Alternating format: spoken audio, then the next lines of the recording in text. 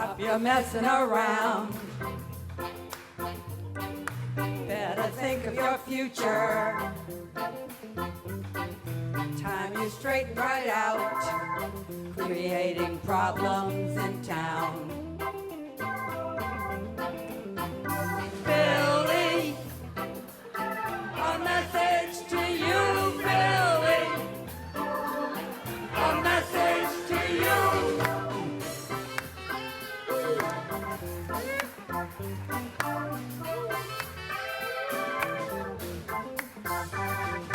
Stop your fooling around. Time you straighten right out. Better think of your future, else you'll wind up in jail. Billy, a message to you, Billy. A message to you.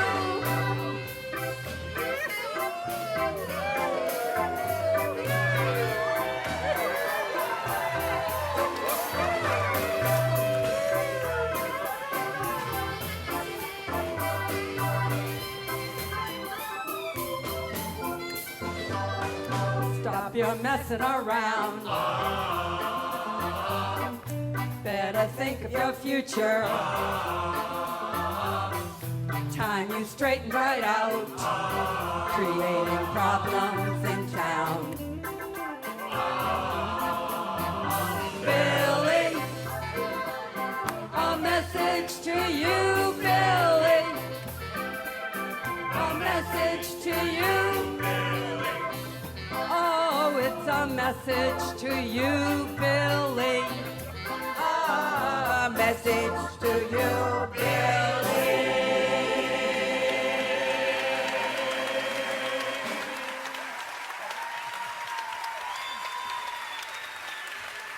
Ladies and gentlemen, the Young at Heart Chorus and their fantastic band. Welcome to Maddow Cum Laude, the GED graduation of Northampton City Council President Billy, former video store clerk, former radio host, currently, almost incomprehensibly, the single most celebrated human being in the Pioneer Valley, William H. Dwight III, known to our world as Bill Dwight. Welcome our distinguished guests, the Young at Heart Chorus, you've met. Singer-songwriter Erin McKeown. Former mayor of Northampton, Mary Claire Higgins.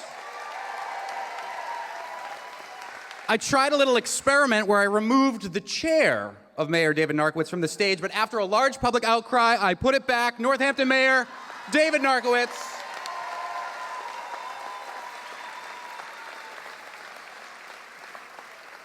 MSNBC's Rachel Maddow, but we'll get to that.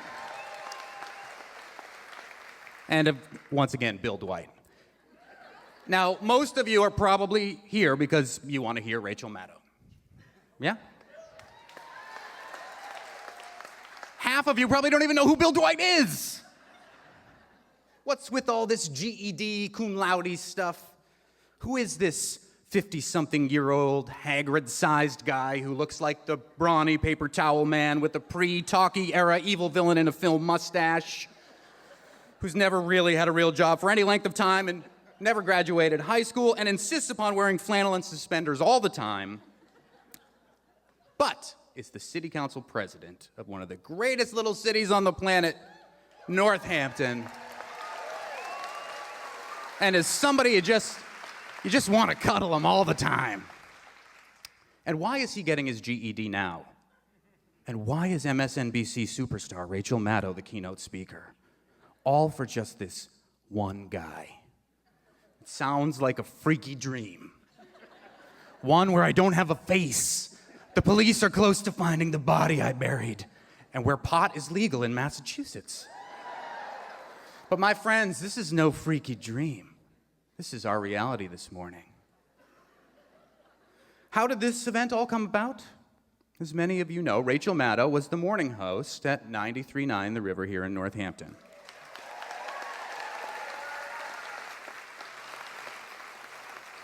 She was looking for someone who could speak articulately about the issues facing Northampton. The only person she could find back then was Councilor Bill Dwight. She didn't have that same clout at that point. And when the fledgling liberal talk radio network Air America was getting off the ground in New York City, and Rachel decided it was time to move on, she personally tapped Bill Dwight to take over her show here in Northampton. It was funny, believe you me. Oh, I can't believe I have to get up this early every day. That's how every break on the air started. Within a few weeks, Rachel was promoted from lowly newsreader for the nationally syndicated Air America to co-host of their morning show alongside Chuck D of Public Enemy and Liz Winstead, creator of The Daily Show. She was going places. And within a few weeks of taking over for Rachel Maddow, Bill Dwight was either fired or quit or some combination therein. It's a little fuzzy. Fast forward nearly a decade, Rachel is America's leading progressive voice.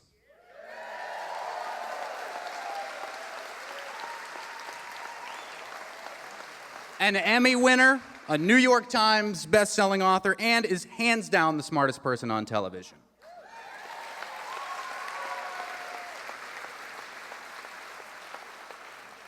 A decade later, I'm hosting Rachel's old show on the river. I wasn't waiting for that. I was just I went into quiet time for a minute. And Bill Dwight, 10 years later, is still futzing around Northampton doing one thing or another.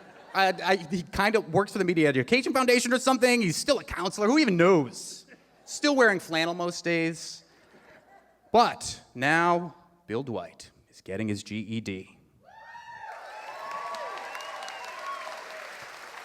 And he got it with the help of the Literacy Project.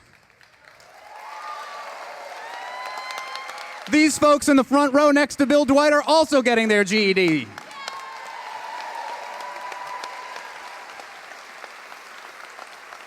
Bill Dwight getting his GED was a ridiculous publicity stunt to get you here to support the Literacy Project.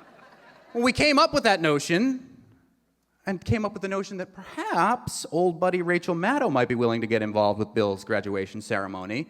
Bill decided to text his friend Rachel and said he had a question for her. She texted him back immediately, because that's the kind of faithful friend that she is. Is it an emergency? I'm kind of busy, she wrote. She was in the middle of covering President Obama's second inauguration for MSNBC. You'd think it was unlucky timing on Bill Dwight's part if Bill wasn't watching Rachel on MSNBC at the time he decided to text her. And this is the person we're celebrating for his intelligence today. But that was how Maddow Cum Laude was born. You can blame the dirty-sounding double entendre of the name on me. And as I mentioned, this is a ridiculous publicity stunt for the Literacy Project. So, what is the Literacy Project all about? Here's Literacy Project Executive Director Judith Roberts.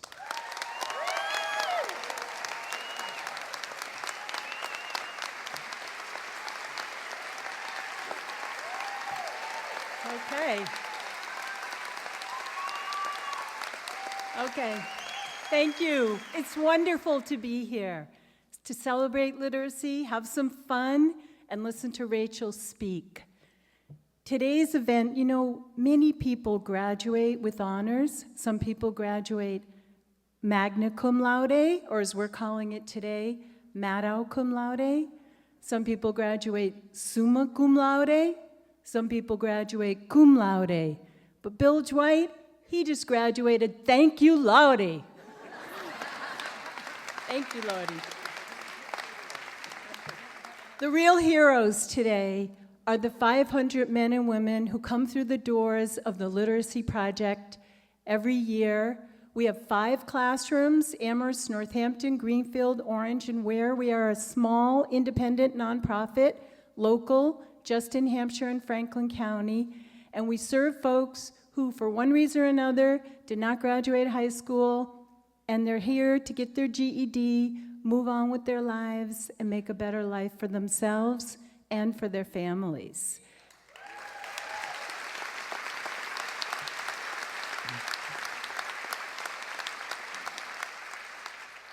They're the heroes. They're on a courageous journey to access education, to improve their lives, and I will tell you that the cost of your ticket is going totally to the programs of the Literacy Project, so thank you all.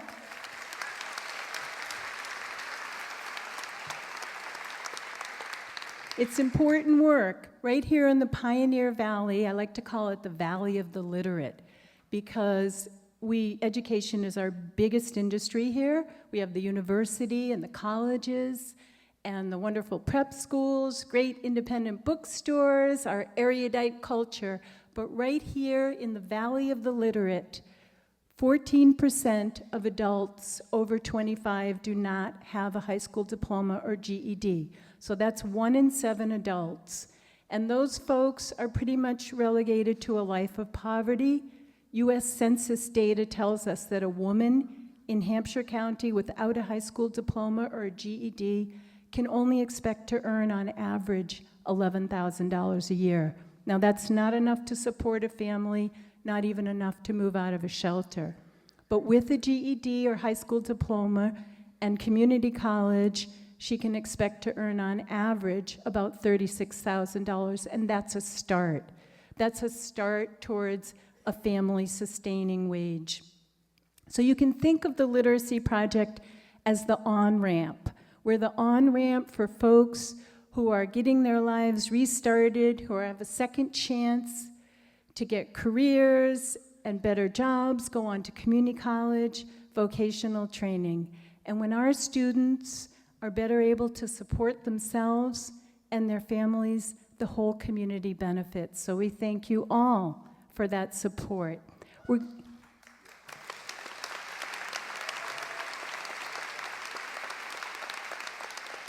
going to show a short film. The film is a short film, and you'll hear the voices of our students telling their story in their words about the work of the Literacy Project.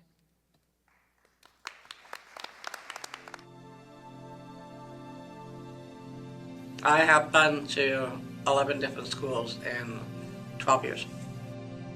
I had to drop out when I was in the 11th grade. So we used to have a lot of gang violence in my schools. My mother actually sent me out of high school on my 16th birthday. I couldn't deal with it. I was getting beat up like every other, maybe week or so. Everybody here is on a mission to learn. My name is Jay Kuchar, and my role at the Literacy Project is I succeeded in getting my GED thanks to them.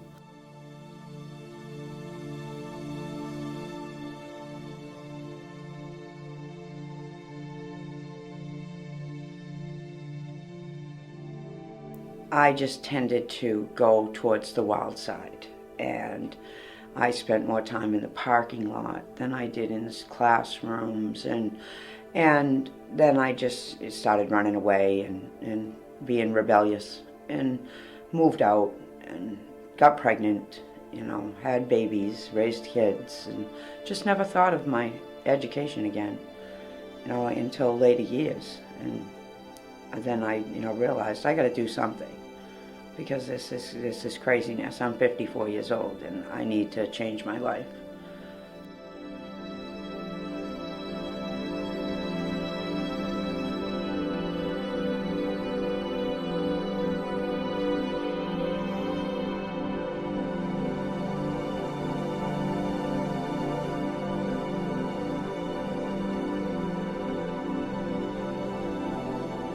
That's a tough life, living out there on the streets. I've lived out there. I've been homeless. And that was one of the biggest tests of my life, was being out there on the streets homeless. My name is Frederick Barrett, and my role here is as a student.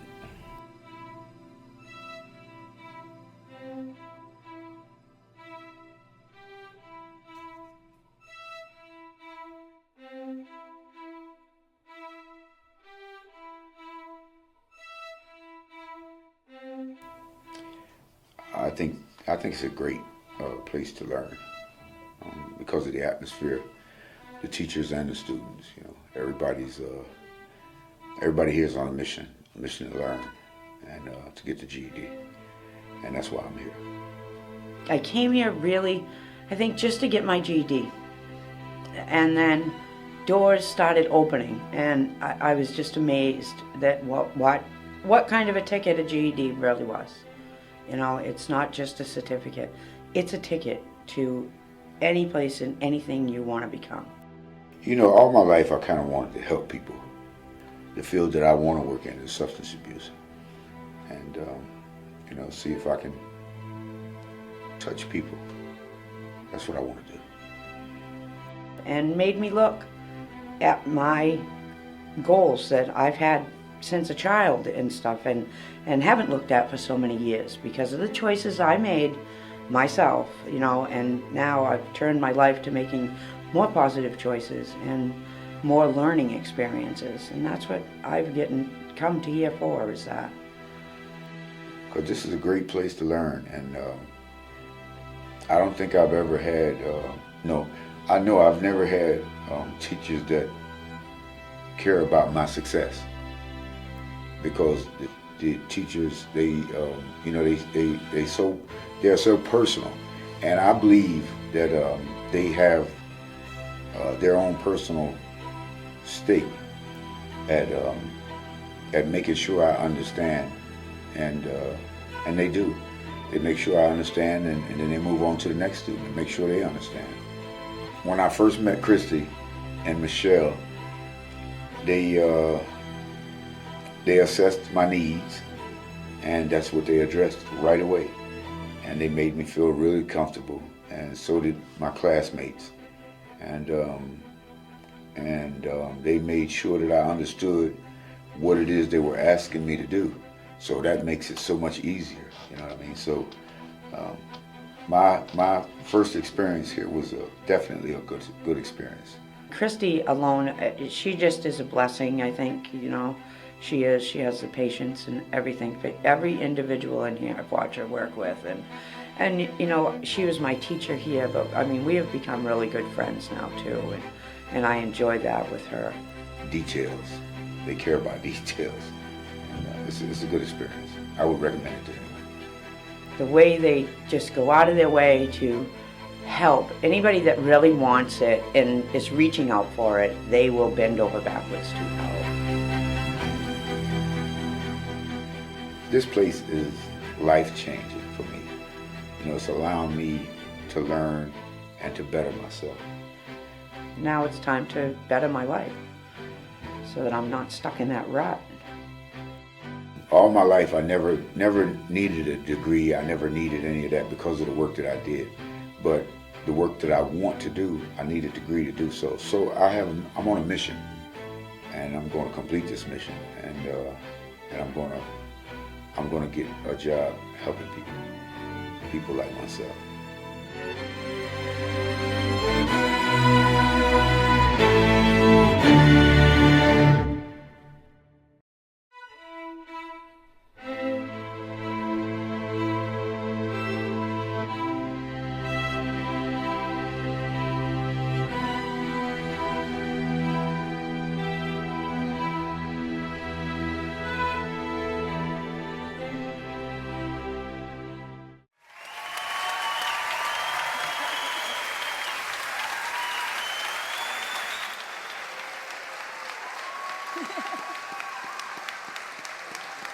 All right, you guys.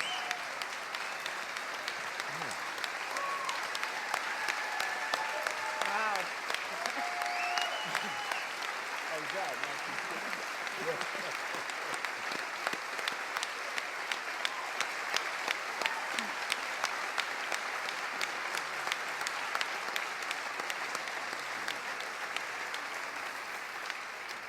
Thank you. So you already know who they are, but I want to introduce Jay Kuchar and Fred Barrett, two people that are on a mission. I just wanted to say thank you to everybody for coming out tonight and help support the Literacy Project. It does bring a lot of confidence and integrity and joy into people's lives, and helps you move on with a strong, strong force of life in you. So thank you, everybody.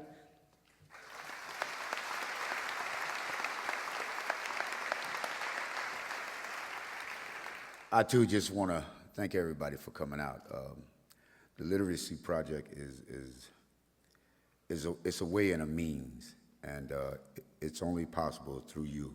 So dig deep, dig deep.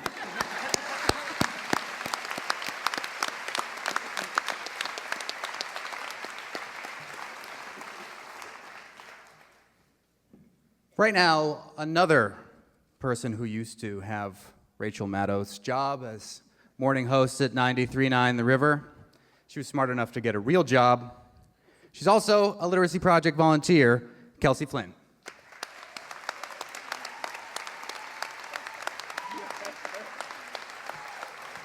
Hi. Hi. Hi. So yes, I'm here because I love Bill, and I'm here to celebrate him getting his GED, or as his mother calls it, his GED. And I love the Literacy Project, and it's important to give time and resources to the people that we love so that we can help them shine.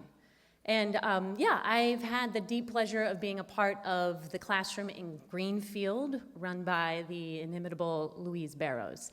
And yeah, shout out for Louise. Absolutely.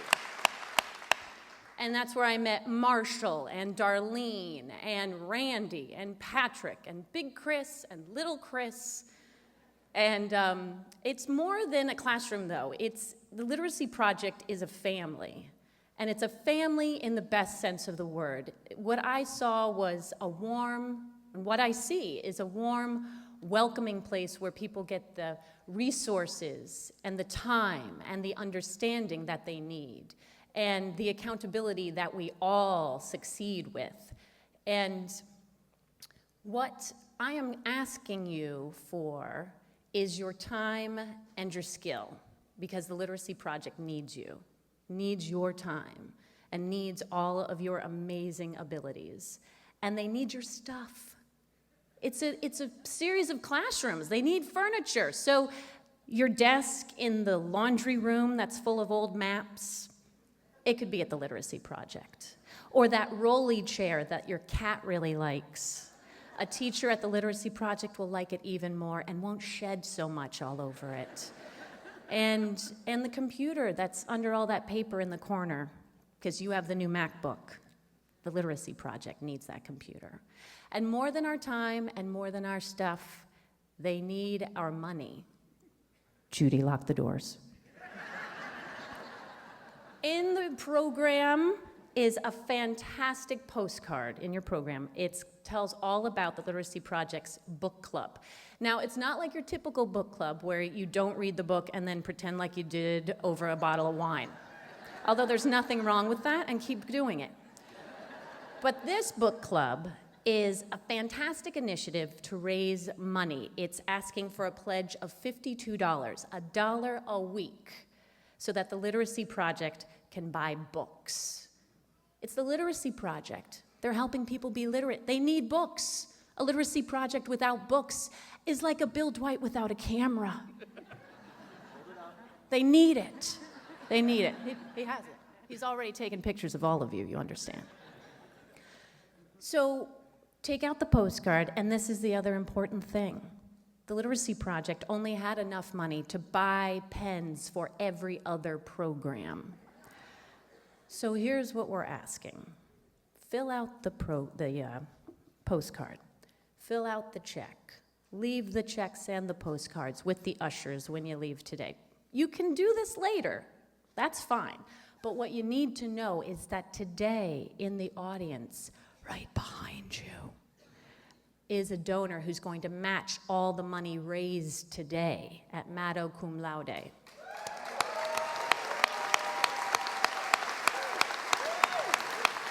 $52 becomes $104 instantly. There's also a 13-year-old young lady who's giving her allowance of $1 a week to the Literacy Project, who's here today. So I want you to tap into your inner 13-year-old girl and give to the Literacy Project. It's very, very important. They need us, our time, our talents, our stuff, and our money. So please, please do that today and help the Literacy Project. And while you're filling out the postcard, please welcome back world-renowned grandmothers and grandfathers, the Young at Heart Chorus.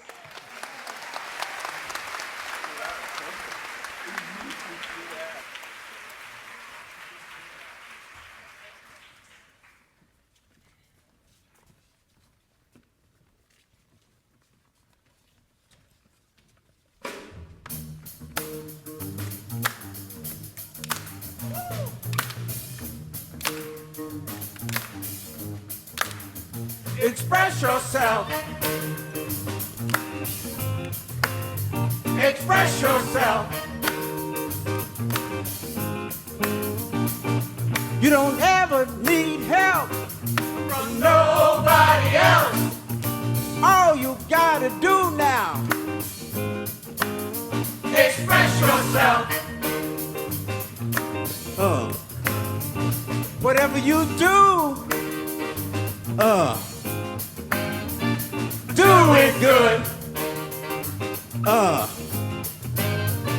Whatever you do, Lord, Lord. Do it good. All right. It's not what you look like when you're doing what you're doing. It's what you're doing when you're doing what you look like you're doing. Express yourself. Express yourself. They're doing it on the moon, y'all. In the jungle too. Everybody on the floor now. Jumping like a kangaroo. Let the horns do the thing they do, y'all. Oh!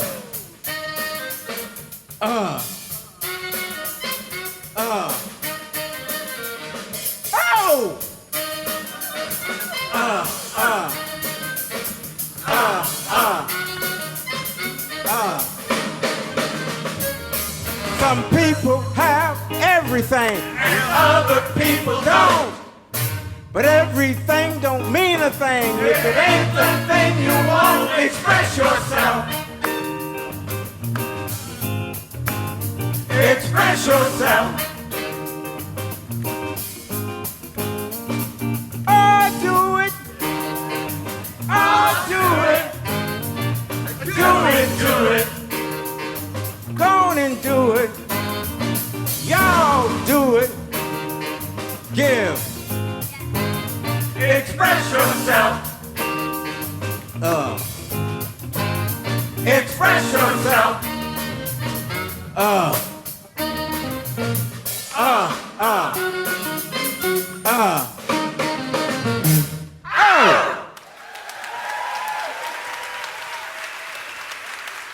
Our chorus. These young ladies and gentlemen just got back from Belgium. Now, I gave you a bye right there. I was gonna get up and make you dance, but I let you not. But I'm not giving you a bye now. You are going to sing along with the Young at Heart Chorus. We're calling this Pomp and Extenuating Circumstances. Bill Dwight. We're gonna sing Pomp and Circumstance, but we're gonna come up with the lyrics. Bill Dwight's Graduation. We're just gonna sing that over and over again. You guys ready? You guys ready? You guys ready? Then, to confer the degree upon Bill Dwight, former Mayor Mary Claire Higgins and current Mayor David Narkowitz, mayors of Northampton. Bill Dwight's graduation. Bill Dwight's graduation.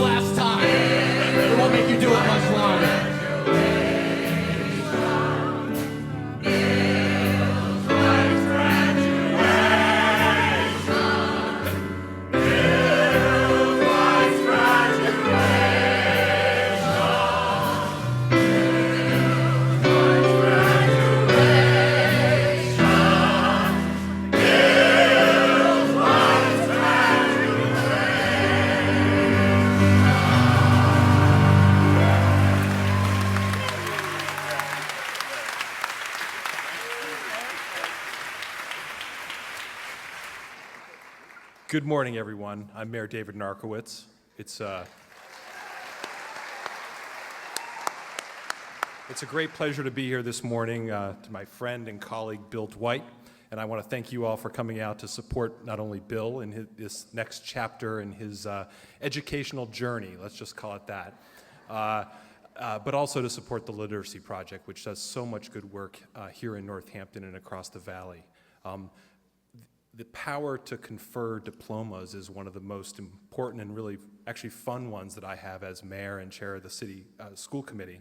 But because Bill is such a special student, it takes two mayors, not one, two mayors. So I'm going to turn this over to former Mayor Mary Claire Higgins to continue the presentation.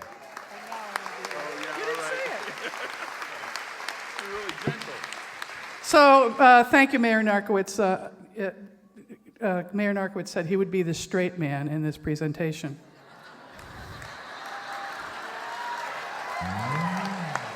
Thank you. And, you know, the lesbians have always been a little confused about Bill Dwight, given the flannel, chin hair. It's a little confusing. But, oh, and the dress that he famously wore to a city council meeting a number of years ago, where Ray LaBarge kind of fell in love with him. I've known Bill a long time. We dropped out of college together, basically. But I didn't realize he didn't have a high school diploma. But here he is today. And Bill Dwight epitomizes some of the things that democracy needs. And one of those things that the Literacy Project plays such a big part in is literate citizens. It's important to get a high school degree or a GED to get a job and to make enough money to support yourself.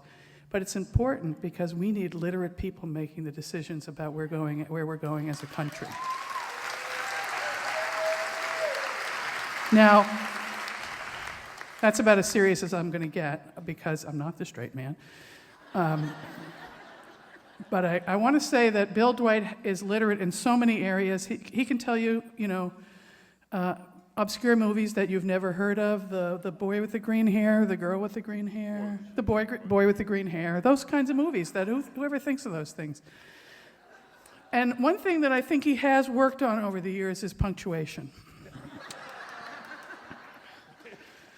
I've been known to call Bill Dwight, because of his run-on sentences only, the man without a period.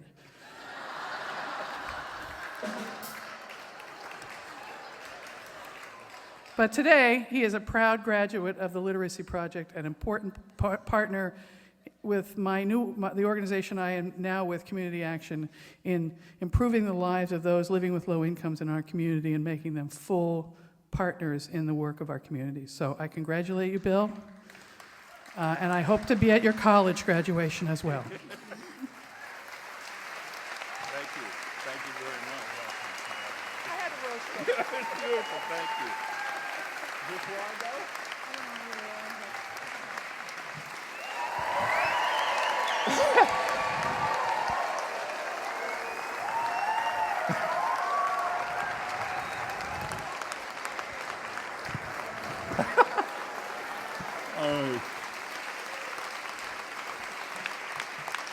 Thank you. No. Please sit down. Sit down. Thank you. I have an important announcement before I even start. No one touch Michael Cusack. He has a terrible cold. So if you see him, plague. So greetings to Northampton Mayor Narkowitz, Northampton Mayor Claire Higgins, students and staff of the Literacy Project, friends, family, and every damn graduate of 2012 and 2013. There's the high schools graduating later this afternoon here in Northampton, so everyone.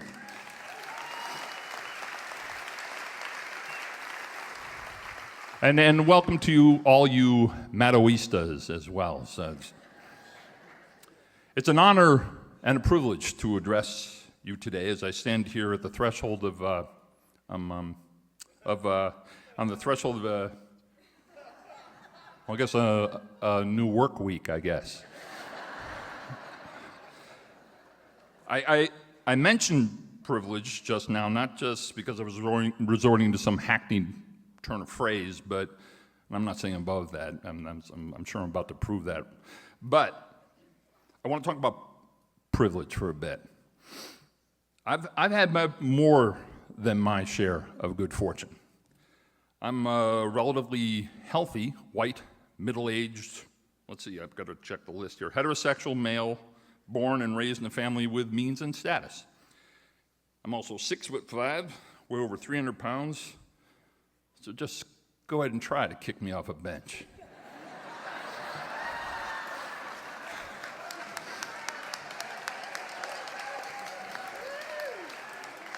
Sorry.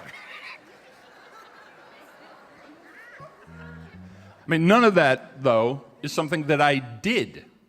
Well, I guess I did have something to do with the weight part, but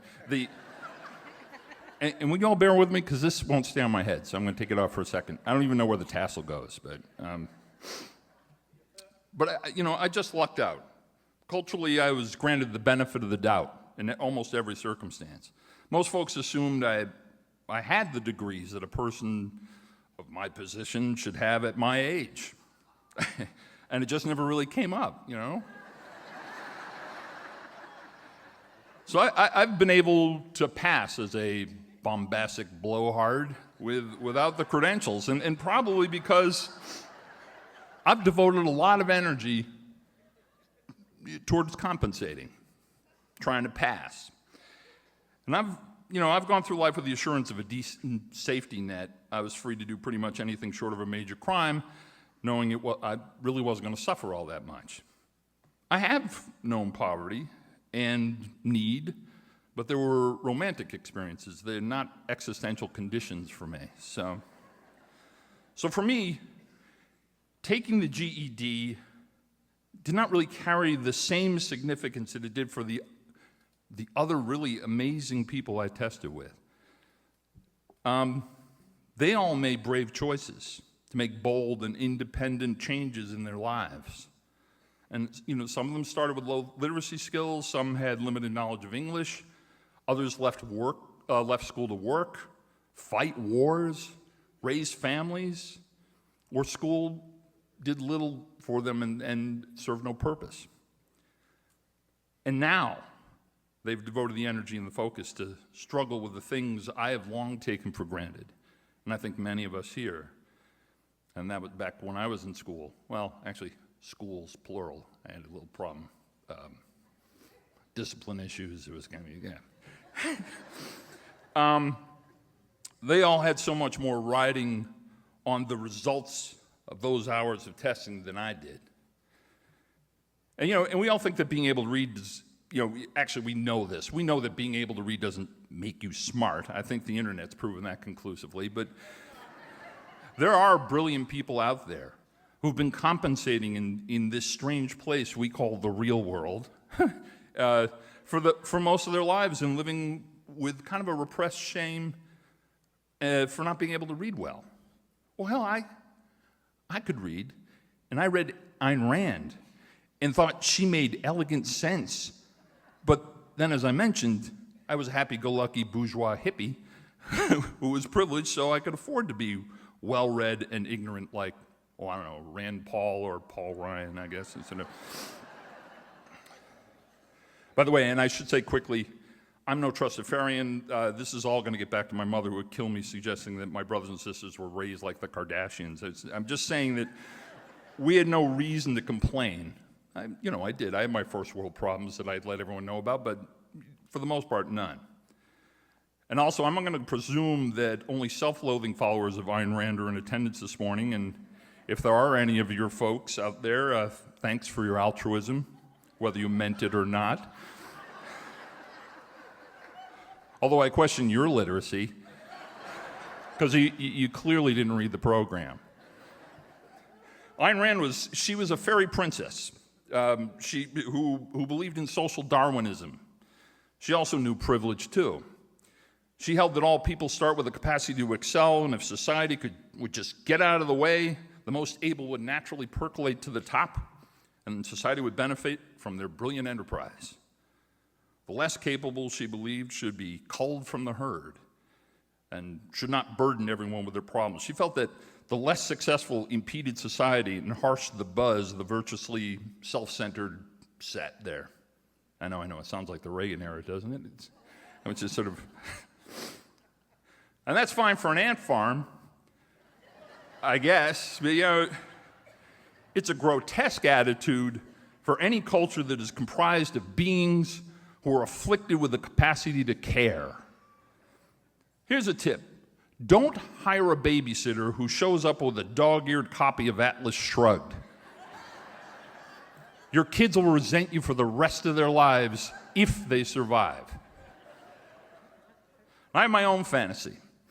I rather presume that the hallmark of a humane and advanced civilization is to aspire to promote dignity and afford justice and fairness to everybody.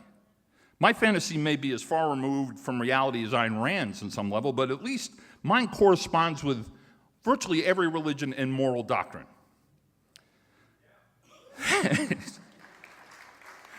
Now, standardized tests are more Randian, Randy, I see it, modeled for gauging value and worth. The GED is just the government's way of saying, hey, here you go, here's a cookie. The Literacy Project works with people, not ants. And their mission is not to train folks to pass a test. Instead, they strive to instill the understanding in their students that they are entitled to a sense of self-worth that they've been told in a million of subtle and not so subtle ways that they don't deserve.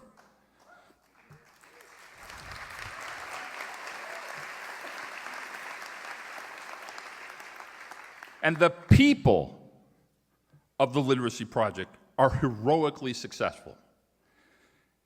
Even with the people who don't pass a test that will never reflect a sense of dignity or wisdom. So while I'm enormously flattered and touched by this event today, and really touched that Rachel generously agreed to come home and amp up my cred, and by doing so, help sell, I suppose a couple more tickets than if it were just me and some guy making balloon animals up here, so it's and I'm certainly grateful to finally be sort of graduating, but I actually think it would be more appropriate and deserved if you all stood up and joined me in acknowledging the staff and most especially the courageous students of the Literacy Project one more time with an impassioned and sustained ovation.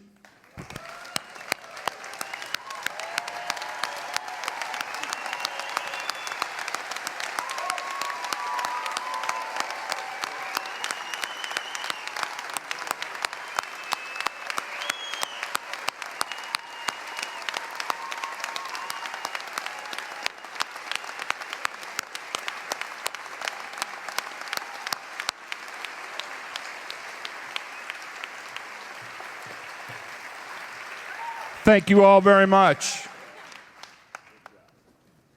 Bill Dwight. When you're the only graduate, you're the valedictorian. Here now to perform a song that she co-wrote using texts between herself and Rachel Maddow. Local hero, singer-songwriter, one of the best songwriters I know, Erin McKeown.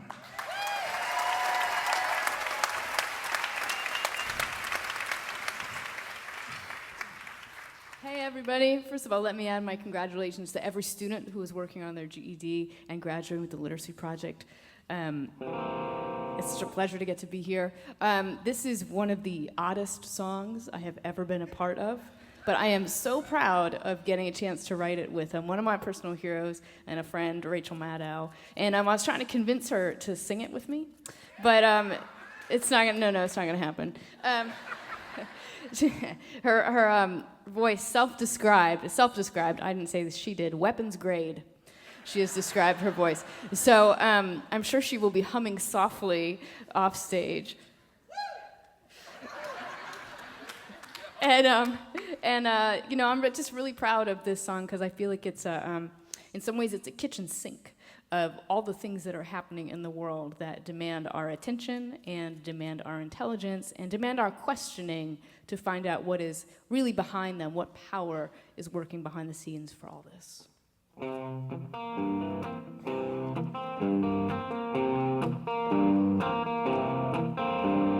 Baghdad to the bayou, in the desert or Plaquemines, for every gallon drilled, we want to know where the payoff is. In a strip mines of the lower Nile, Fallujah to Lafouche, for every gallon drilled, we gonna organize for truth. Deep water horizon sounds like deep water lies. Sounds like one hand washes the other while our neighborhoods are dying. Or street by street we will repeat the revolutions of the spring. You can't stop a people when a people start to sing. Tucson to Kabul, or in the border or the hills. For every detainee, oh, we wanna know where the justice is. For every ballot by the bullet, for every election that's been bought, for every secret handshake, we gonna hold that mirror up. Who is watching the watcher? Whose hand is in the pie? Who is reaping profits on the back of our coastlines? For every feather oiled, for every Katrina refugee, for every soldier in harm's way, we want accountability. Baghdad to the bayou, but in the desert or Plaquemines, for every gallon drilled, we wanna know where the payoff is. Starting a strip mines of the lower Nile, Fallujah to Lafouche, for every gallon drilled, oh, we gonna organize for truth. Oh, we gonna organize for truth. Oh, we gonna organize for truth. Oh, we gonna organize for truth.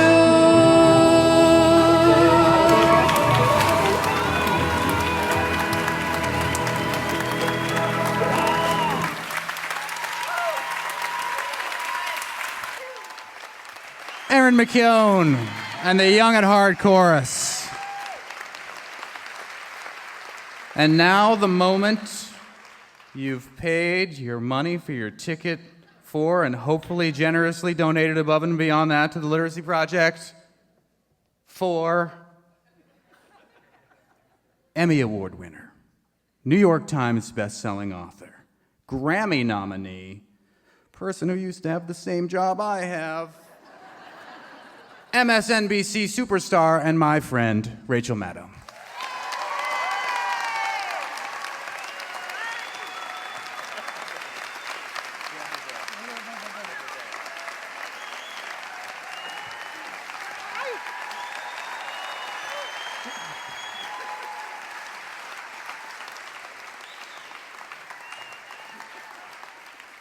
Does anybody else have the same problem that I have with the Young at Heart chorus, which is that the first note they sing, you start weeping? I don't have pockets in these pants. I don't have a handkerchief, and so I've been wiping my... Never mind.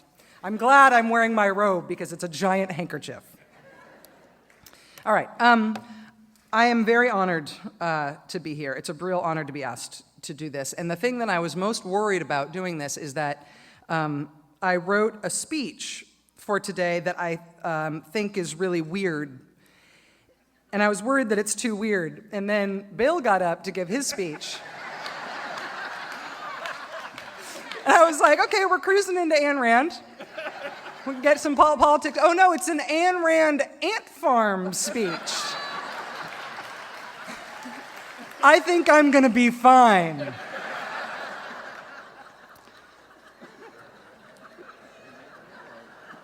So here we go. George W. Bush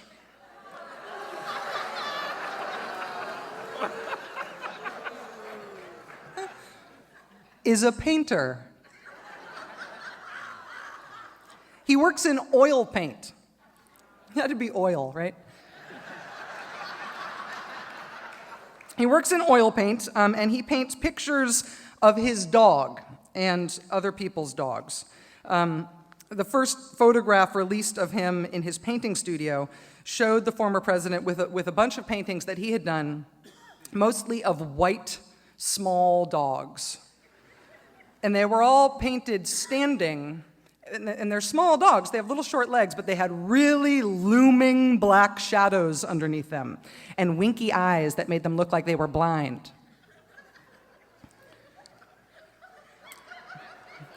President Bush did an interview about his new painting career with ABC News, in which he told them that he was particularly proud of his self-portraits en toilette. He did not say en toilette, but that's what it is. They're oil paintings of himself in the bathroom. And there's one where he is in the shower, and there's another one where he is in the tub. And he says he's particularly proud of the one in the tub. And, you know, it is hard to avoid the bottom line here that the president who started the Iraq War, now in retirement, is making paintings of himself trying to get clean. And he's painting in oil. And it is hard to... It's hard to get past that. But, you know, the other bottom line here, I think, if we are honest, is that he's kind of a good painter. I mean, the white dogs are creepy. And he puts it, have you seen the paint? Have you seen how he signs them? So like the painting is this big, and then the signature in the corner is kind of like this big, and the signature is 4-3. Yeah, which is fantastically obnoxious. So there are issues, but the one close-up of the face of his dog who is dead, his dog Barney, and the portraits of himself trying to wash away whatever he's trying to wash away, they're kind of good. They are better paintings than he was president. So there's that. Also, did you know that there is a World Series of poker? I had no idea. See, that was Susan. Susan and I had no idea. There's a World Series of poker, and it's organized in a tournament system like a sport, the World Series of Poker. And you can win, if you win the World Series of Poker, what you win is a diamond-studded bracelet that looks like a Super Bowl ring and has little hearts and diamonds and clubs and spades on it. But poker isn't just one game, and the tournaments in the World Series of Poker are divided by sport, right? By game. And if you are not a poker player, as I am not, then the games have weird and poetic titles. One of the games, the title of the game is 7-card stud, high, low, 8 or better. Also 2-7 draw low ball, 7-card Raz, no limit hold'em, Omaha high, low, split 8. That's a sport. My favorite one, though, is pot limit Omaha, which sounds like a ground beef casserole. Pot limit Omaha. The part of it that I will not admit to understanding now that I'm newly fascinated with the World Series of Poker is that if we are organizing into a sport, I do not understand that poker as a sport has to be divided by gender. But the men play and then the ladies play separately. And like in a physical sport with running and jumping, and if you're like throwing people around using your triangulated shoulder strength and your height, I think there is maybe a case, maybe, depending on the wrestler, for dividing the competition by gender, but it does seem weird to me that poker would be a gender bifurcated sport, but it is. They have the men's and they have the ladies. But the important part here is that in 2005, the World Series of Poker bracelet, the world title in Ladies No Limit Texas Hold'em, was won by a woman named Jennifer Tilly. Did anybody ever see that movie Bound in 1996? If you are easily embarrassed, do not look up clips of it on YouTube, or you will die from the blushing. I was an hour late to work on Friday because of watching the clips. I can't go to work after seeing this. It's a very, very dirty movie. And one of the stars of Bound was the actress Gina Gershon, who played a character named Corky. And her co-star, who was the person who pronounced her name like that, Corky, her co-star was Jennifer Tilly, World Series of Poker, Ladies No Limit, Texas Hold'em, title holder 2005. Same Jennifer Tilly. She was Violet, the secretly gay mob girlfriend in Bound, and then later in life, poker world champion. And Jennifer Tilly is a good actor. I will admit to being a little stuck on the whole Bound thing, but she was in The Fabulous Baker Boys. She did a lot of good TV. She was in Hill Street Blues. She was nominated for an Oscar for the Woody Allen movie Bullets Over Broadway. She is a good actor, but she is a freaking phenomenal poker player, apparently. So George W. Bush is a painter. The lady who said Corky like that in Bound, she's the world champion of Texas Hold'em Poker Ladies Division. And my third point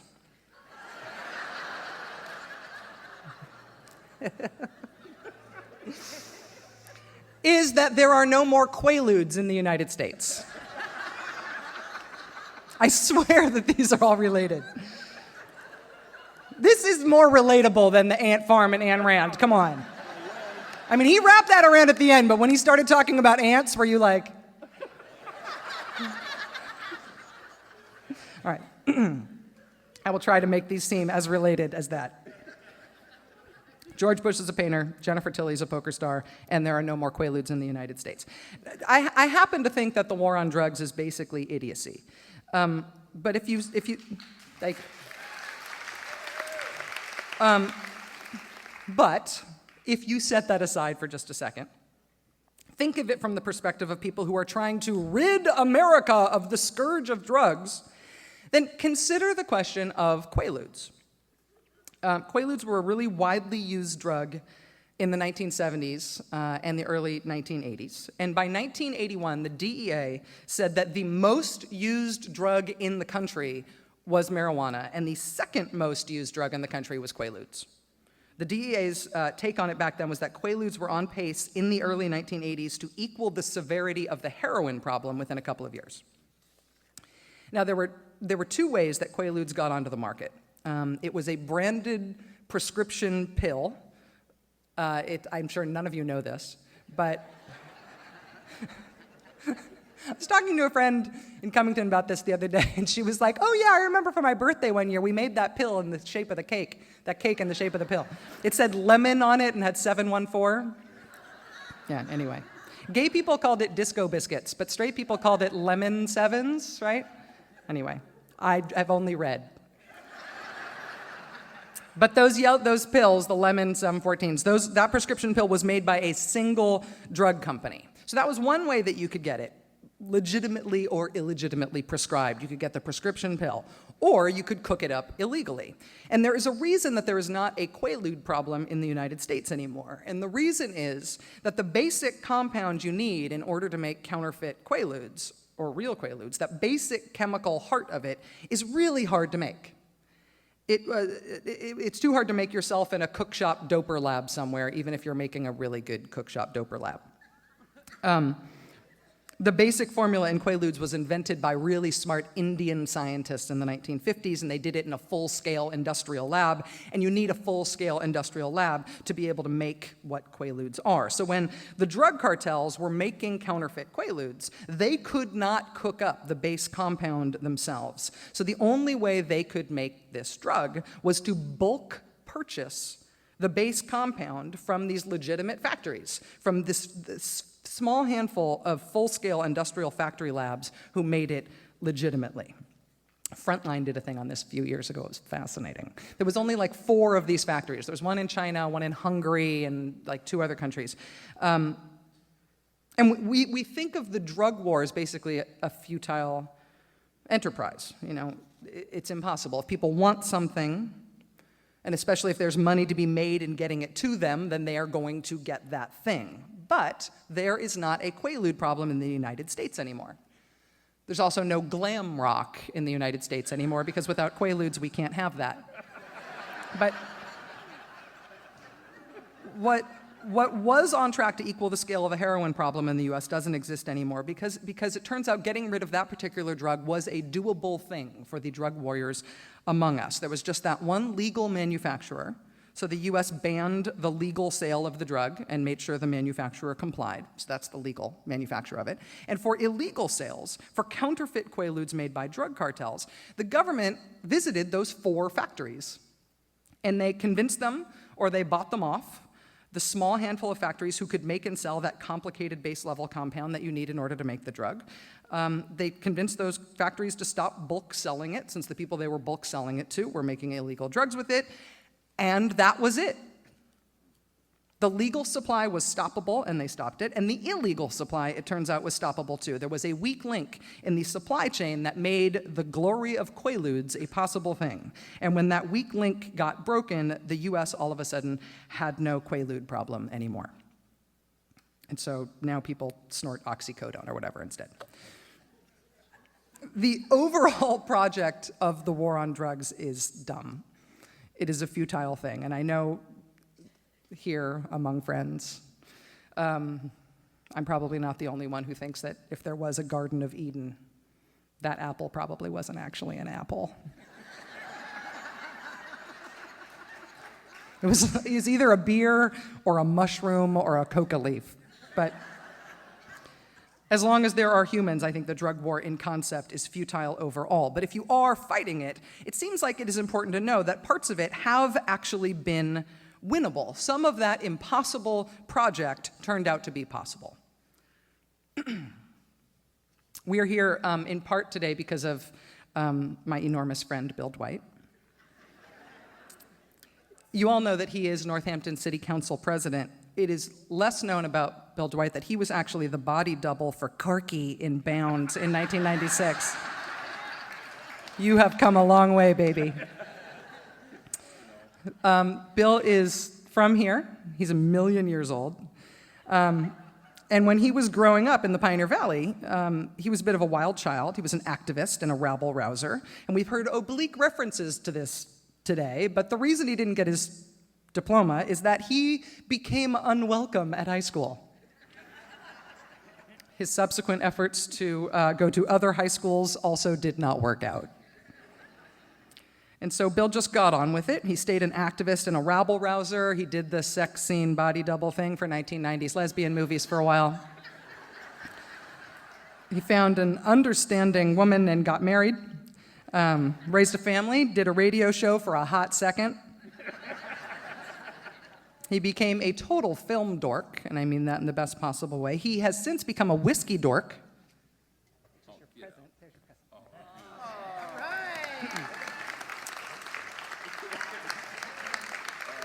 And Bill befriended and charmed basically every person he ever met in his life. And he made lots of people believe in civic responsibility and good citizenship.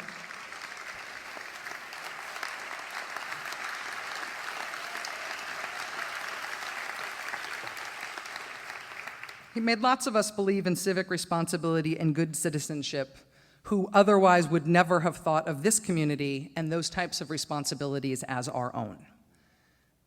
Bill is beloved in the way he is beloved because he has made governance here in the place that we all live seem like we ought to do it, instead of just carping about the adults who decided that they would do it. Bill joined the city council. He quit the city council. He joined the city council again, now he's president. But all the while, as you know, no diploma, never made it through high school. I believe that as humans, part of what we need to live is that we need to know and tell and hear stories about winning. I think that the idea of futility does not frustrate us. I think it idles us. I think it stalls us out. But once we see that something can be done, then we start to believe that something else could be done in the future too. If you're into American politics, then maybe nothing feels more intractable to you, more futile to you than the hope of us doing anything about climate change, for example. But if you don't actually just want an excuse for inaction, if you actually want to move forward, then one thing that might be helpful is relearning the story of, hey, whatever happened to that hole in the ozone layer? That felt futile too. If you feel overwhelmed and hopeless about, say, obesity and junk food in America, in our country right now, take a quick trip through the history of smoking in our country, just in the past generation or so. I should maybe doubt if anyone here is stumped and anxious about drug use in our country, but if you are, cuddle up with the Quaalude story at night. It will make you see that part of that was solvable too, even when it felt impossible. We are a species that is powered by possibility. In politics, in problem solving, and in life.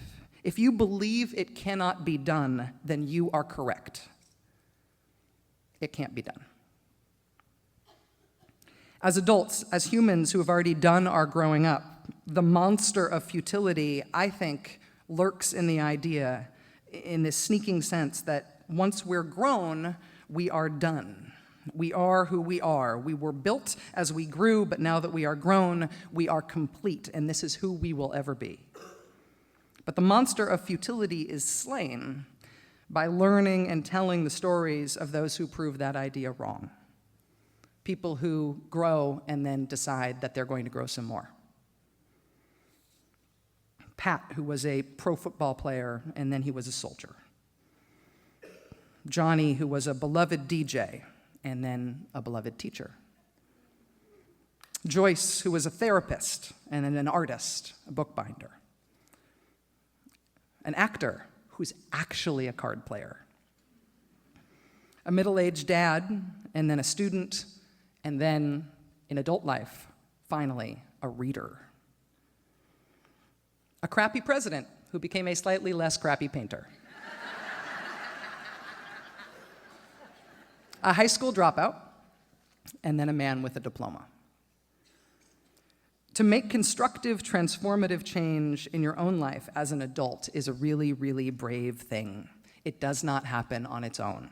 You have to make it happen. You have to swim upstream to do it. It's hard and it's awesome. But it not only changes your life to do it, it changes all of our lives if we can see you do it. It changes all of our lives to see that you can. Seeing that you can makes us believe that maybe we could. I love the Literacy Project for keeping doors open for people who choose to walk through them later in life. And I salute all of our graduates from the Literacy Project here today for killing the myth that any of our fates are sealed. So happy graduation day, everybody. I encourage you to think about the idea of defying fatalism when you feel inspired by these folks, and always to choose your own adventure. Thanks.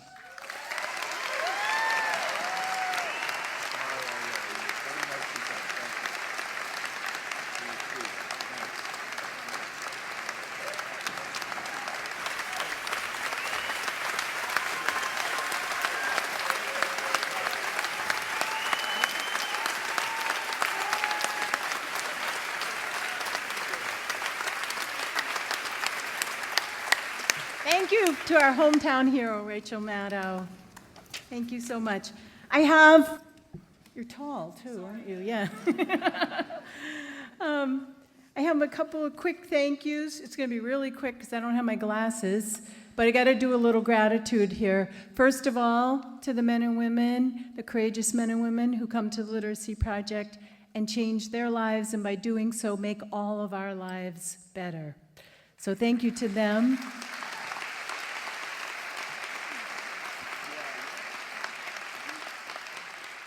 And to our amazingly dedicated teachers at the Literacy Project and hardworking staff.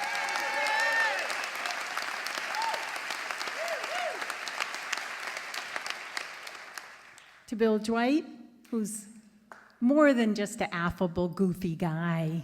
He's got a great heart. The Young at Heart Chorus volunteered their time. Aaron, Kelsey, Claire Higgins, Mayor Narkowitz, and especially Monte, who doesn't like to be complimented, but he made this thing happen. So I call him Monterific. He's my guy. Great radio guy and great guy.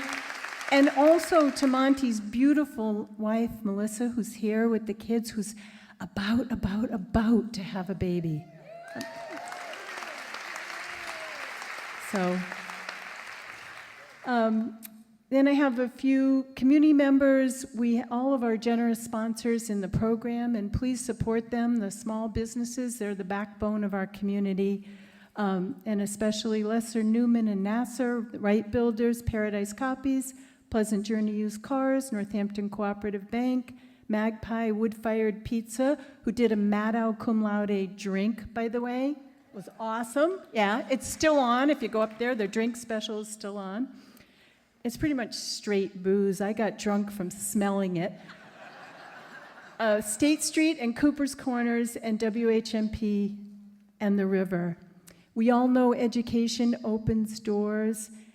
Thank you all for coming here to help the Literacy Project to keep our doors open so that we have the doors of opportunity are open for our students. So thank you. And wait, there's more. If you don't have your checkbook here today, that's fine, because the pledges count towards what the donor will match. So fill out those cards, give them to the ushers on your way out. And once again, please hold on to your kerchiefs and your robe, Rachel. The Young at Heart Chorus are beginning to sing again for us.